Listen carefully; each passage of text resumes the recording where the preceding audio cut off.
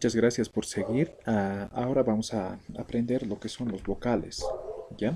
Anteriormente ya habíamos aprendido lo que es el cuadro fonético, en el cual también están los tres vocales, pero lo hemos apartado lo que son los vocales porque tienen un contenido especial. ¿Ya? En Aymara tenemos tres vocales, ¿no? Que sería la letra A, la vocal I y la vocal U. Solamente tenemos estas tres vocales. Por lo tanto, vamos a escribir solamente con estas tres vocales. Aunque en la pronunciación hay cierta variante, ¿sí? Porque tenemos vocales alófonos, ¿ya? Y eso pasa con la vocal I y con la vocal U, ¿ya? Y eso vamos a explicar en un momento, ¿sí? Antes, entonces, en Aymara solamente tenemos tres vocales, ¿no? Y solamente con estas tres vocales nada más se puede escribir, ¿no? Por ejemplo, tenemos aquí dos ejemplos con la letra A, que sería Anu, que significa perro, y Ayaku, que significa ratón, ¿sí? También tenemos lo que es la letra I, Isi, que sería ropa, e Imaña, que sería guardar, ¿no?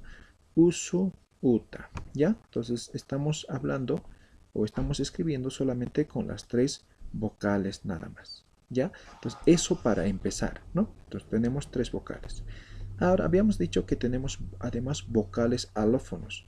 Los vocales alófonos se denominan así porque solamente eh, pronunciamos, pero nunca escribimos, ¿sí? Eso pasa aquí en este cuadro, por ejemplo, van a poder ver, por ejemplo, con la vocal I y con la vocal U, ¿no? Entonces tenemos, habíamos dicho, tres vocales, ¿no? Lo que sería la vocal I, lo que sería la vocal A y además lo que sería la vocal U. Pero tenemos dos vocales semiabiertas, que sería la vocal E y la vocal O, ¿sí? Como en español, ¿no? Ahí están los cinco vocales que utilizamos en el español. Ahora, ¿qué pasa? Estas dos vocales semiabiertas, lo que sería la vocal E y la vocal O, lo vamos a denominar vocales alófonos, porque solamente estos dos vocales vamos a pronunciar, ¿sí? Pero nunca vamos a escribir con estas dos vocales, ¿sí? Nota entonces, ¿no? Para que apunten, ¿sí? Nunca se vamos a escribir con estas dos vocales, solamente con los tres, ¿no? Con la I, con la U y con la A. Pero sí, en algunos casos vamos a pronunciar, en este caso, la vocal I como si fuera la vocal E y la vocal U como si fuera la vocal O, ¿sí? Entonces, a eso lo vamos a denominar vocales alófonos. Ahora, ¿cuándo pasa eso?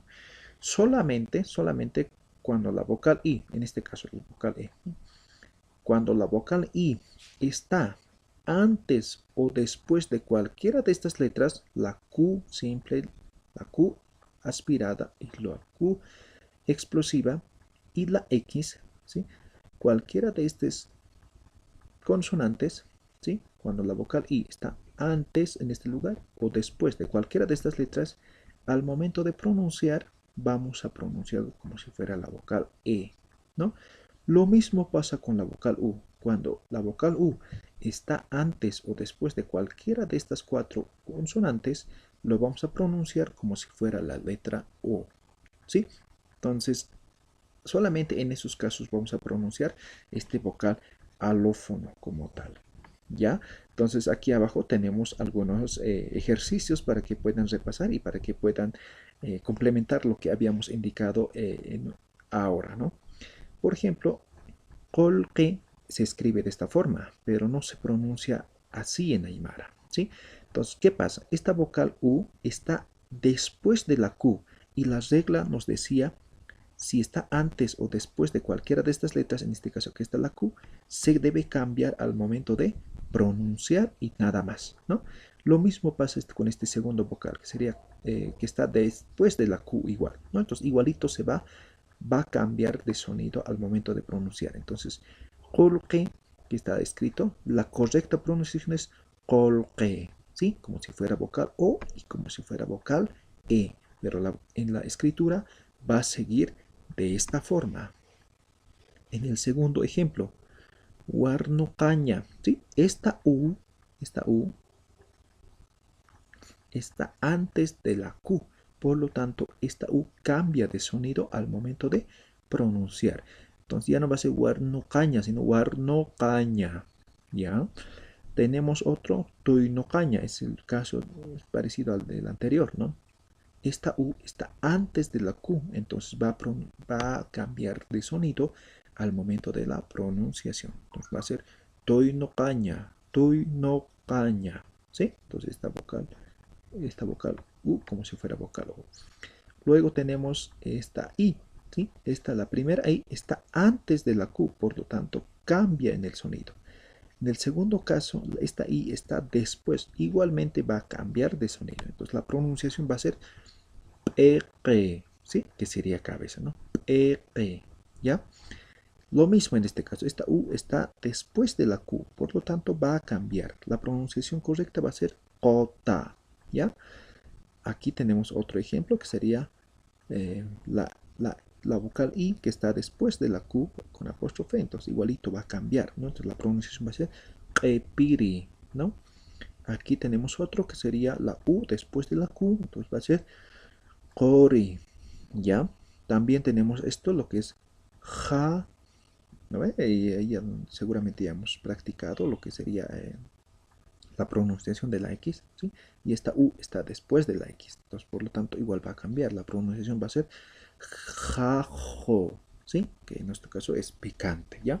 Entonces eso es la correcta forma de la pronunciación de los vocales, ¿ya? Entonces como repaso, en Aymara solamente tenemos tres vocales, que sería la vocal I, la vocal A y la vocal U. Solamente con estas tres vocales entonces se escribe en el idioma aymara, ¿ya? Pero además en el aymara tenemos lo que son los vocales alófonos, que sería la vocal E y la vocal O. Decimos alófonos porque solamente vamos a pronunciar, nunca vamos a escribir con estas dos vocales. Ahora, ¿cómo sabemos cuándo hay que pronunciar como si fuera E y como si fuera O? Simplemente tenemos una regla que sería cuando la vocal I o la vocal U están antes o después de cualquiera de estos cuatro consonantes, cambia en el sonido, ¿no? Solamente eso, ¿ya? Entonces, eso sería en tema de vocales y obviamente todo esto van a poder trabajar de manera más fácil a medida que vayamos practicando, ¿sí? Pues cualquier cosa, igual nuevamente háganme saber en la parte al final de los contenidos del día 2 tenemos un foro en el cual pueden escribir todas sus dudas y inquietudes, ¿no? Entonces estoy a la espera de poder responder cualquier duda que tuvieran. Nuevamente un gran saludo y a practicar entonces.